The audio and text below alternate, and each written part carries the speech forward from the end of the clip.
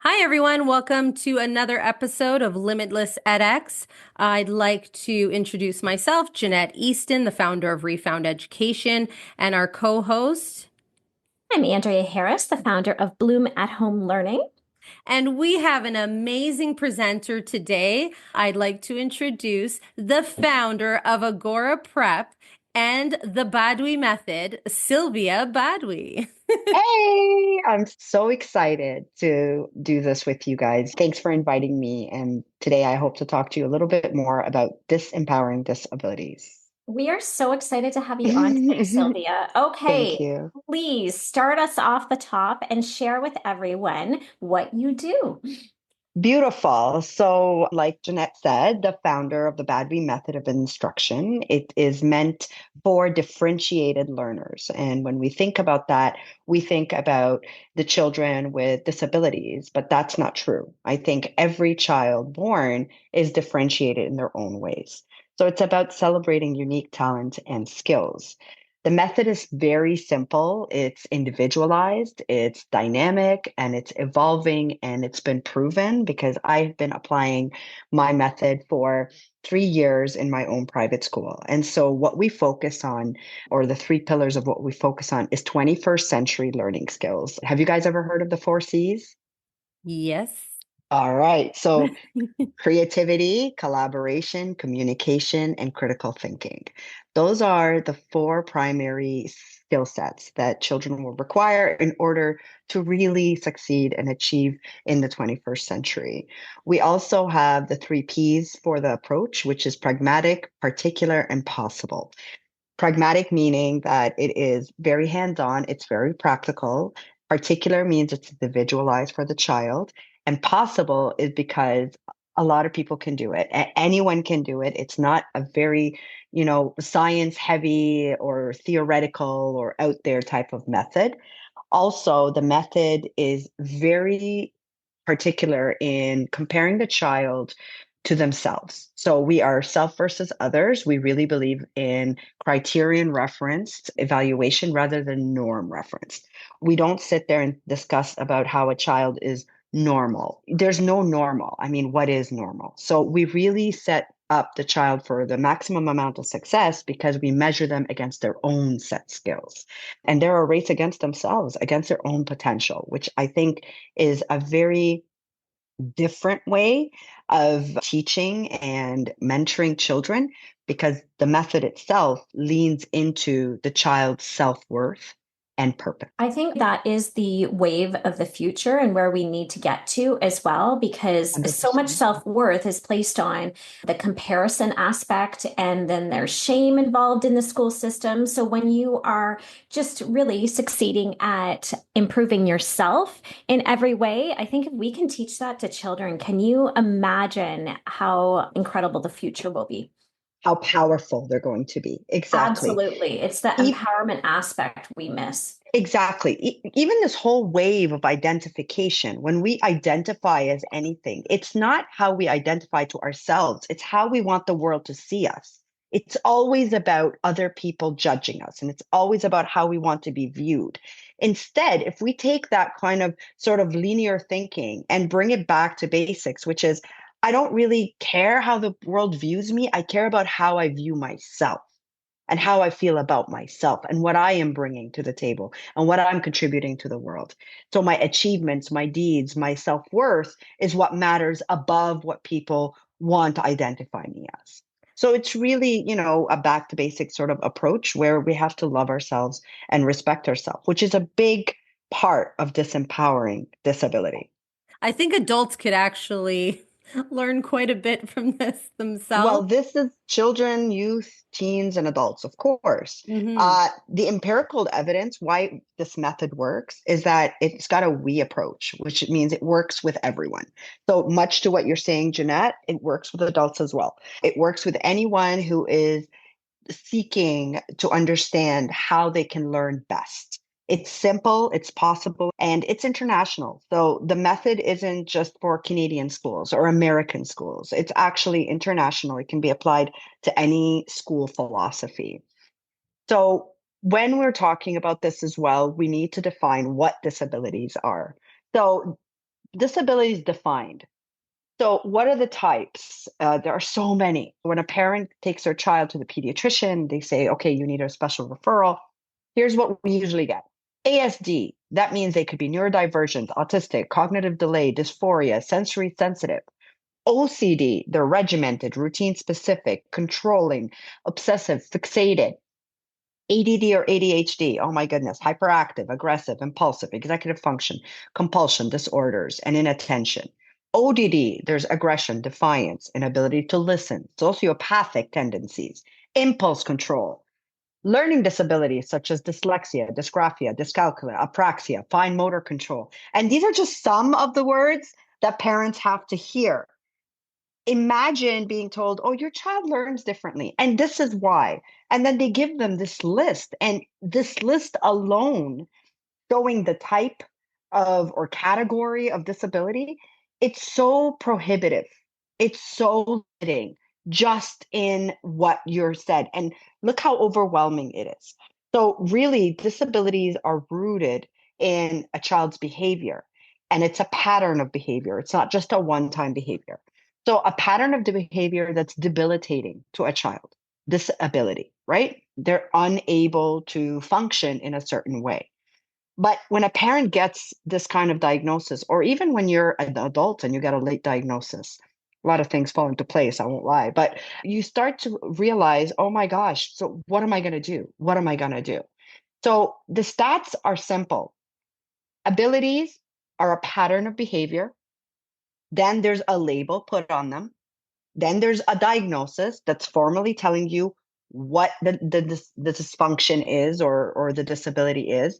Then we are modifying. That's the circle of empowerment. Okay. We're empowering disabilities by the pattern of behavior through labeling, diagnosis, and modification. Disempowering disabilities should follow the exact same pattern. It should be the same pattern. What is the pattern of behavior?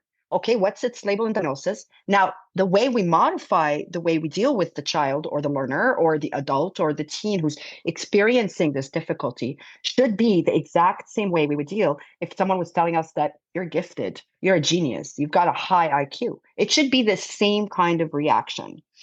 The cycle means when we follow the cycle sort of the same way as the empowerment cycle, but we get different results. So here are the facts. Okay. Once someone is diagnosed, there's a stigma, and it's all caps stigma, right? We start to modify the way we feel about the child or the learner, the way we see the child, the expectations and their potential, and the child's limits and the child's abilities. I mean, just think, oh, now my child is special. So they require, special things. I can't give them, let's say, a knife to cut a carrot at the age of 8 because they're special. And it's like, no, a child is a child. If you're going to supervise and you're going to watch them and maybe they're interested in culinary arts, even if they're autistic, even if they're nonverbal, even if they're ODD, even if they're ADHD, you follow the same rules as you were a normal child who would be interested in the culinary arts. Or an artist. Oh, I'm not going to give him paint. He's going to paint all over the wall. Well, why? Why don't you teach the child who's autistic or cognitive impairment or ADHD how to use paint properly and then paint with them and supervise them? They might be the true artist at heart that far surpasses any neurotypical learner, right? So this is a stigma. The stigma is inherent. It's in us. It's not external. It's internal. Okay. So the results of us basically modifying all this, what do we do? Well, cue in the cycle of disempowering disability. What does disempowering disability mean? It means we discipline the child or the learner the same way we would discipline a neurotypical child. We don't want to do a disservice to them by always making them feel like they are above the law. A child who is empowered and celebrated for their superpower or their exceptionality is still disciplined, because discipline is necessary to pursue any kind of success socially, emotionally, and physically in the world. So do we sit there and go, oh no, don't yell at him. He's sensory sensitive. Or oh, don't take his hand away from that. Not like that. You need to talk about his dysphoria. No, no, we are right now empowering their disability. We're not disempowering it. So the same sense of discipline that you would do for any age is the same discipline you would apply for the children. You have to be consistent. You have to be kind. There has to be logical consequences and natural consequences. If a child who's nonverbal is refusing to wear a jacket outside, that's fine. You don't have to wear it, but you have to bring it with you. Hold it in your hand. I'm sorry. It's cold outside. If you don't want to wear it right now, that's okay. But at least have the jacket with you. They understand. They'll grab their jacket and they'll walk out. And guess what? When it gets cold, what are they going to do? They're going to put their jacket on. Those conversation pieces are so important because then they'll start putting two and two together. And what you say starts to make sense, even if at first Exactly. they don't see what you're talking about. Exactly. And the same goes for neurotypical children, as that's the thing is that we start to adjust how we're supposed to be disciplining a child when we really shouldn't be. We should be letting them know there's cause and effect in the world. This Yeah. is the world you're going to grow up in. We want to be able to have them one day. Every parent's hope is to have their child not just be functional, but to exceed them. So, how are we going to do that? How are we going to contribute to the greatness of what they will become and inspire them to become leaders if we're sitting there and tiptoeing around the tough confrontational subjects? No, you do not steal. I don't care if this is what you liked. Stealing is wrong. This is not okay. Having this conversation with them on a consistent basis is very important.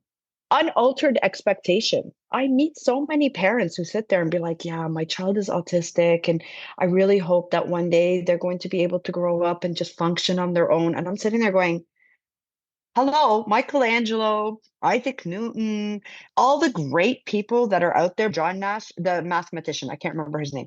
But, anyways, all the greatest thinkers, Elon Musk, are you telling me all these exceptional, amazing people who have made a difference, bad or good or ugly, doesn't matter. The fact is that they were differentiated learners, they were neurodivergent. I don't want you to just alter your expectation. I want you to increase it when your child is exceptional, because their exceptionality, in essence, is a singularity of one of the massive spectrum areas of development. It's a singularity in excess of talent, something that you need to find, and you become like a sleuth. You find that beautiful talent and then you compel it. You just increase it to the world. You cultivate it.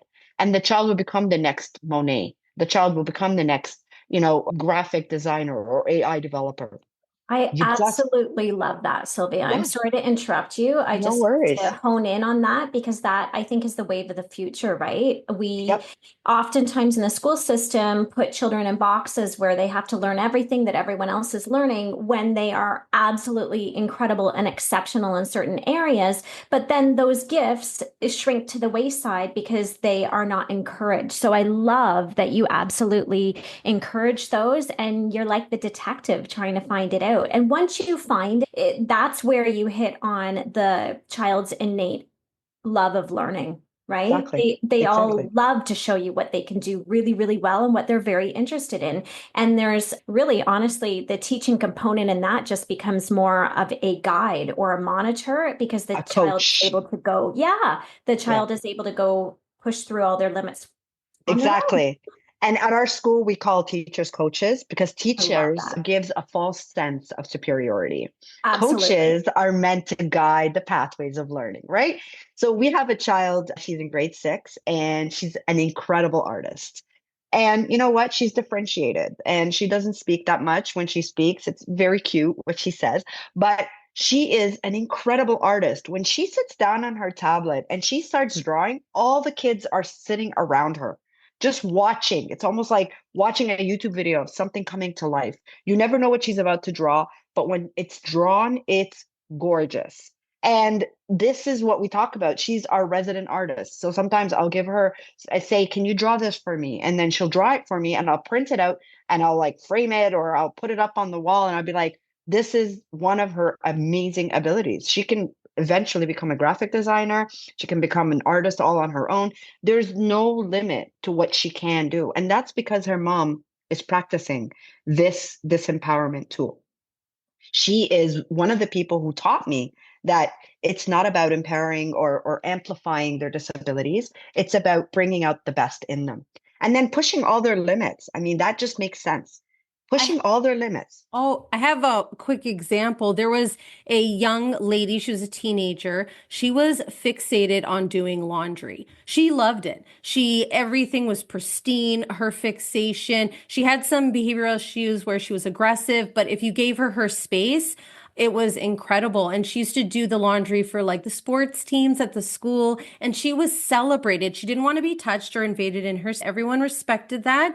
And she Yeah. found a family who had a laundry service company, and they almost adopted her, and she was happy and she was doing what she loved. And, even I think if we could just find whatever it is, even if it might be a small thing to us, but to them, it's given It's them purpose. everything. Right? And like all the people celebrating, like on the teams and the kids, Yes. yay, it made her feel special. And she moved on to be a fully functioning adult in her own way. And it's so magical, but it's something that if she didn't have supportive parents and coaches, it would have been overlooked. You know what? It's back to basics. How happy are you doing something that you're not good at, that you know that it's not, your calling, and that you're forced to do? How happy are you when you do that? So true. Yeah, you're miserable, right? I hate to say it. Like I'm a past public servant. I used to work for the Federal Service of Canada, Federal Public Service. I love the job. The only thing I didn't like is I didn't feel like it was my calling. I didn't feel like it was my purpose. I loved the people I worked with. I loved everything about it. It paid great and great benefits, of course. I don't have to tell you this, the government job. But every single day I woke up, I felt like I'm not making a difference. This isn't my field of expertise. I could be doing something different. That unfulfilled gap causes children to act out. It causes us to act out. It causes anxiety and depression, all of it, right? The medication, all of it. Let's not even go there. Relationship issues, You broke away from your golden handcuffs and are 100%. disrupting the education sector. Exactly. That's what I want it to be. So it's like we have to look at these kids and say, okay, why are they misbehaving? Why are they aggressive? Why are they acting out? I was told by a very well-known coach who I brought in to consult with me that acting out in children or misbehavior is they're showing you their only way they know how that something is not right. Something is not sitting right with me. I don't know how to tell you this because I don't have the full cognitive awareness of how to tell you how I'm feeling, but I know I'm not feeling right. Something is off. So they misbehave. They're acting out in the only way they know how. So in disempowering disabilities, it's the same thing. We need to disempower the stigma behind it. And we need to just embrace the fact that disabilities are just a part of abilities, right? Without the this part, like basically it's our abilities, but we have all different abilities. Just because I can't do what Jeanette is doing or what Andrea is doing doesn't make me disabled. It just makes me differently abled, right? So, growth in the field, there are more and more studies showing that the way we nurture is critical in the healthy development of the brain. The way we nurture, as in the way we reinforce certain behaviors and discourage or deter certain behaviors, again, going back to that whole discipline piece. And at the end of the day, like, what is normal? There is no definition for what's normal anymore. Everything is like, oh, it's a new normal. This is normal. This isn't normal. It's like, how can you tell me what's normal and what's not for me? Right. So, really looking at a child and going, okay, it's not normal for them to be scratching themselves, hurting themselves. That's not normal. But the normal part comes in when it's like, why is this child, not making eye contact? Or why is this child insisting on wearing this one glove or this one mitten every single day? That's the one that fits them. That's the one that makes them feel good.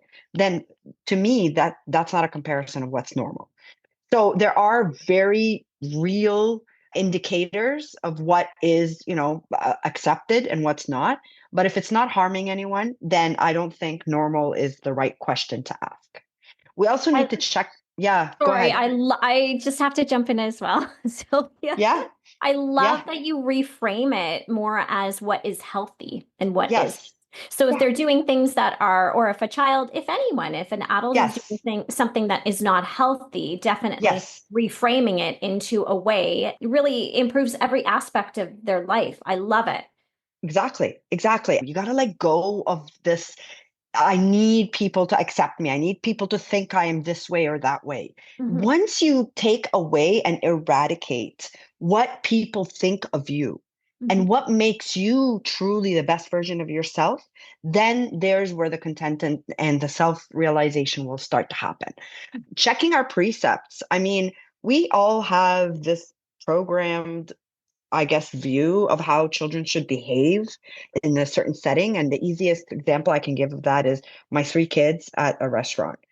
I look around, there's kids who are sitting nicely and eating and being very grateful. There's other kids watching their tablets. My kids cannot stop talking. They're like, "Bah, bah, bah, bah, bah, bah, bah," and they're talking over each other and they're telling me stories as if I don't live with them. But, anyways, and remember this time, and they're so nostalgic.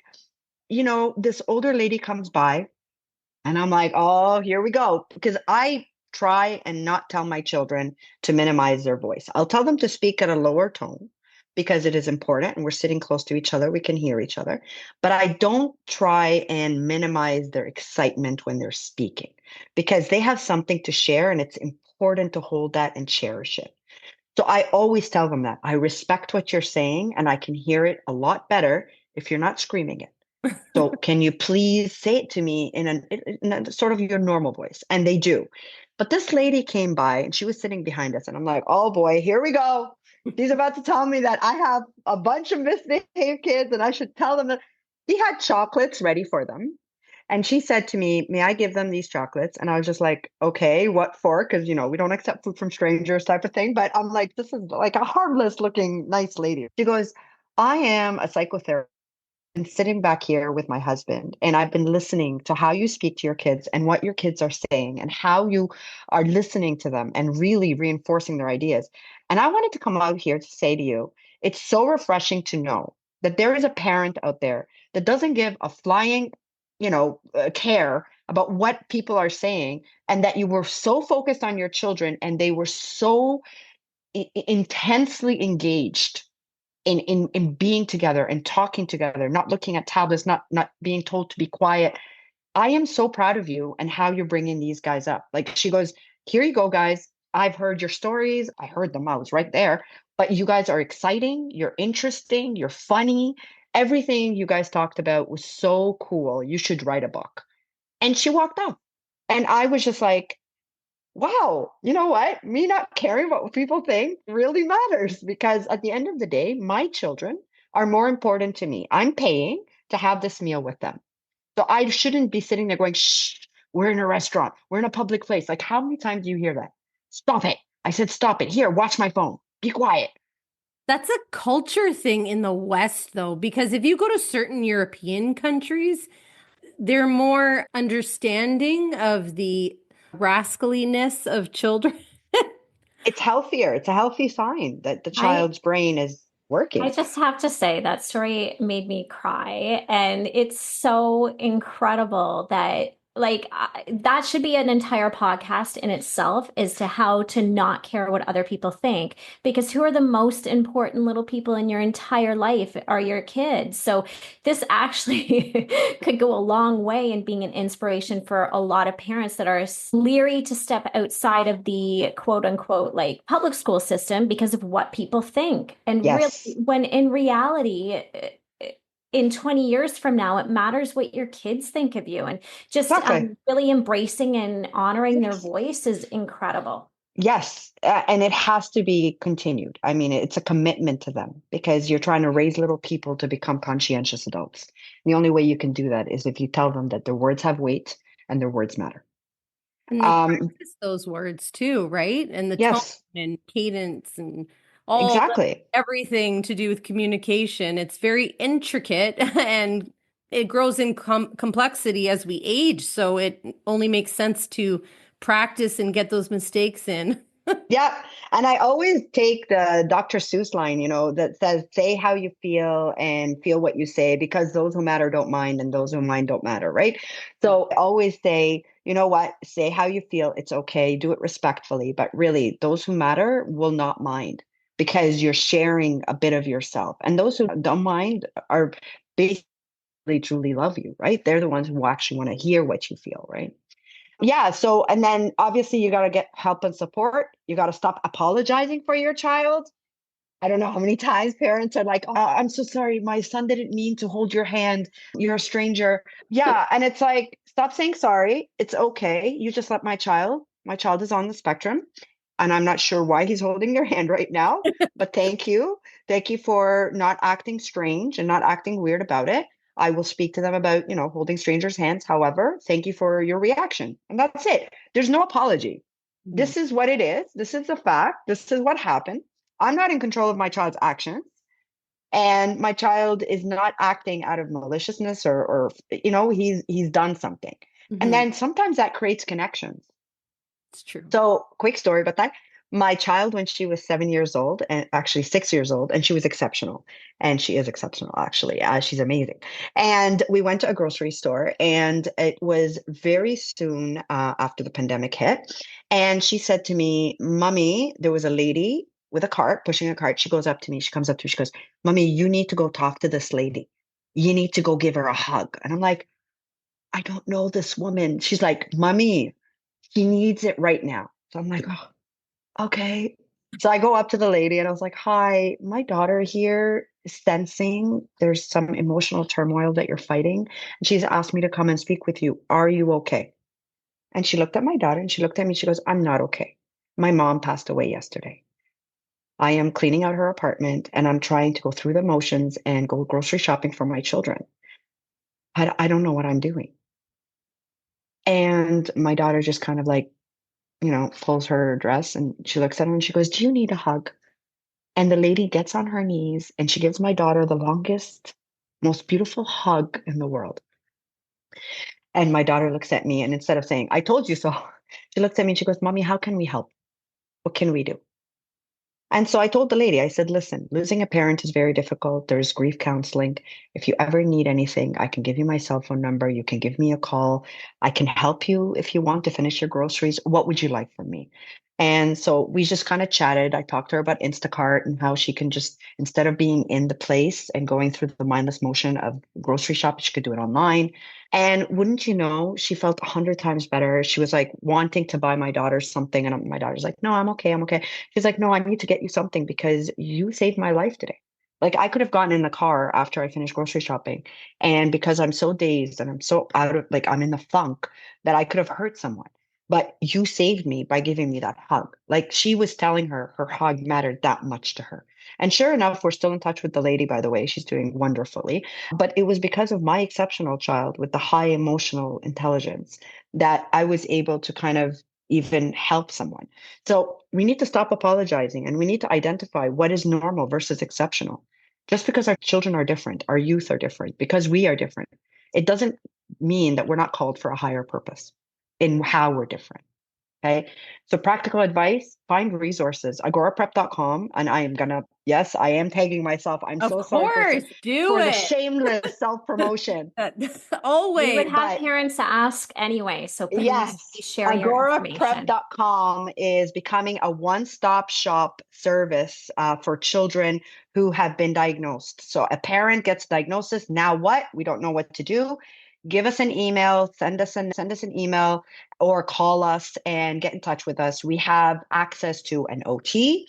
We have a psychotherapist and a registered behavioral therapist or an ABA therapist, but who doesn't really believe in ABA like me. That's another podcast. So a psychotherapist, OT, RBT, and a speech language pathologist, all under the umbrella of agoraprep.com. And there's no waiting list. So you have access to them right away. And no waiting for 3 to 4 years. All of them can sign off on funding if you get government funding from any government for your child. So this is a one-stop shop. The other people that can help you obviously are pediatricians and psychotherapists. They're also vital. Join parent groups if you have a child with exceptions. The first thing I did when my 15-month-old boy had a febrile seizure is I joined the febrile seizure group on Facebook. And man, did I learn a lot. Scary because I was reading about other children who didn't make it passed the seizures and who passed away, but it was also amazing and motivational and incentivizing for me to share my story. And when I did, it became the number one post. They tagged it, they pinned it. Now I have over 2,500 people reaching out to me to see how my son is doing and to get advice or get just someone saying, it's hard. It's hard when you don't know when your child is going to seize next. And it's hard watching them sleep on camera when they're 6 or 7 years old, just to listen to a breath being missed, a weird grunting sound, because you know then that this is the implications for a seizure. It's hard when they have a fever because your mind goes straight to that hospital visit, or your son going completely blue, or your daughter losing the ability to move and they can fall. So there's so much involved in that one little fear that we can compartmentalize, but only another parent can really feel your pain. So there's a lot of parent groups out there with the different differentiated learning needs. Educate yourself, look for their talents. We talked about that more and more because disempowering disability, that's the key, is celebrating the child for who they're born to be and what they already have as part of their skill set. Don't allow for PTSD. Yes, it's hard, but don't sit there and go, oh my gosh, they're going to turn out like my nephew who's whatever, or this girl I watched on TV one time. Don't allow post-traumatic stress disorder to take over your management of yourself and the caregiving for the child. And work with the specialist. It's simple. Once you know your child is different, find their strengths, work on their behavior, treat them the same as any other child for best results. Because at the end of the day, disempowering disability is empowering ability. That's it. That's my shtick. A lot more people need to be on board with supporting kids with disabilities, and everyone needs a village, and not everybody is going to be everyone's cup of tea. So Exactly. if if you guys are wondering, message Sylvia, agoraprep.com. Make sure you reach out. I know that even coming from the social service sector before, I had so many resources. Sylvia was an amazing sounding board and has lots of current resources in the community and knows everyone and their mother. So if she can find it, I don't know who can. Well, And I'm if I can help, I will. I mean, I have people reaching out to me from all different parts of the world. And I have to say that this is obviously a rampant issue that we're having. Social services and networks to help children who are identified as differentiated. It's not just a Canadian problem. It's not a North American problem. It's an international issue, yeah. which is why that BADWI method has to be implemented in already schools that are running in school boards. So we're hoping it goes global and we're able to meet with global delegates and people who can make changes and implement it within the school system seamlessly so that differentiated learners can get just as much if not more out of the instruction that's given to neurotypical kids and exceed their potential, right? I That don't would be know the that it's dream. going to make its way to the public system, but I do have a lot of faith in its ability to expand in the alternative space because people want more curated learning environments, and public schools and their cookie cutter method are not cutting it anymore, and people need different. They want choice. If you can incorporate these in these alternative learning environments, I think they'd be so receptive and welcome And it with open arms and yeah, really improve the trajectory of our kids' future. that Amen. individuated instruction is a huge piece. And I have to interject and say as well, I have been following Agora Prep on Instagram as well. So if parents are wondering what that looks like, I know that you put a lot of effort into your social media platform, so you can get glimpses into what the typical day looks like, right? Yes. Yes. What this might look like in action in real world. So Yes. Yeah. And I am going to be launching some courses as well on Kajabi, and they'll be monetized, but I mean, they're interest based. So it's whatever topic sort of strikes your fancy. They're moduled. So you have modules, and I'm live on some of them. Some of them, like I'm live recorded, and some of them are just basically, information. So I have a lot of information to share only because I've been through it. I have my own children who have been through it, and I've been doing it for 25 years. And this is sort of my niche, but at any time, I'm very, very much open to helping and assisting if I could. So at Agora Prep for Instagram, agoraprep.com, or an email is info@agoraprep.com. So please be sure to reach out, also including educators that are looking to upskill to improve their ability to support children with various needs. Please be Hmm. sure because she is spectacular. Thank you Thank so you. much. Thank you. Thank you for interviewing me, and thank you for this opportunity to speak my truth. Oh, absolutely. We're so glad to be here. Have a great Thank day, you. everyone. All right. Bye-bye.